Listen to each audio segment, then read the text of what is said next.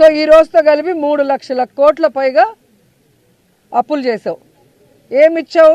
జనాలకు చెప్పిన వెల్ఫేర్ ఏమైనా చేస్తున్నావా? జగన్మోహన్ గారు ఇచ్చింది ప్రతిదీ ఇస్తూ ఎక్స్ట్రాగా చేస్తాను సూపర్ 6 అన్నావు. జగన్ గారు ఇచ్చింది మొత్తం తీసేసావు. నువ్వు ఇచ్చిన సూపర్ 6లో ఏం చేసావు? మరి ఈ డబ్బులంతా ఎక్కడికి పోతున్నాయి? ఇన్ని లక్షల కోట్లు అప్పు చేస్తున్నావు. ప్రజలకి వెన్నుపోటు పడటం ఈయనకి వెన్నతో పెట్టిన విద్య.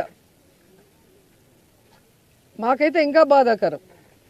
రాయలసీమ లిఫ్ట్ ఇరిగేషన్ని మొన్న చూసాం మనం. రేవంత్ రెడ్డి గారు అసెంబ్లీలో మాట్లాడేది చూస్తే చంద్రబాబు కంటే ఎవరైనా రాయలసీమ ద్రోహి ఉన్నారా?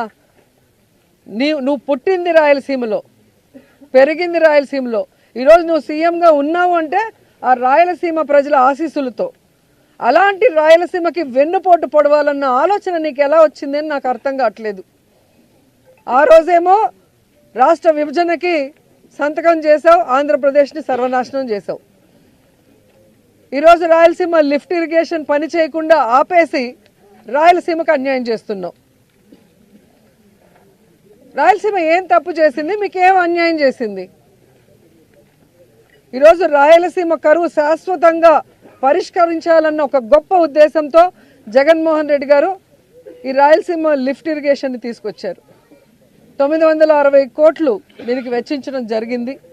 హైదరాబాద్లో మీ ఆస్తుల్ని కాపాడుకోవడం కోసం ఈరోజు రాయలసీమ భవిష్యత్తును మీరు ఎలా తాకట్టు పెడతారు? మీరు రాయలసీమకి వెన్నుపోటు పొడిచిన విషయము ఈరోజు మీ పార్ట్నర్ ఓటు నోటు కేసులో నీతో పాటు దొంగ మీ పార్ట్నరే స్వయంగా అసెంబ్లీలో ప్రకటించారు. నేను రాయలసీమలో పుట్టాను, రాయలసీమ అంటే నాకు ఇష్టమని ఇంకొకటి చెప్తాడు. Pawan Kalyan deputy CM. మరి ఎక్కడికి వెళ్ళావు పవన్ కళ్యాణ్? ఈరోజు రాయలసీమకు అన్యాయం జరుగుతుంటే,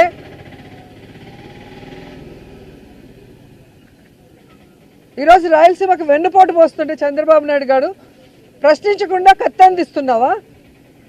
దీనికోసమేనా నువ్వు పార్టీ పెట్టింది? దీనికోసమేనా నువ్వు కూటమిలో చేరింది? దీనికోసమేనా చంద్రబాబు నాయుడిని గెలిపించింది?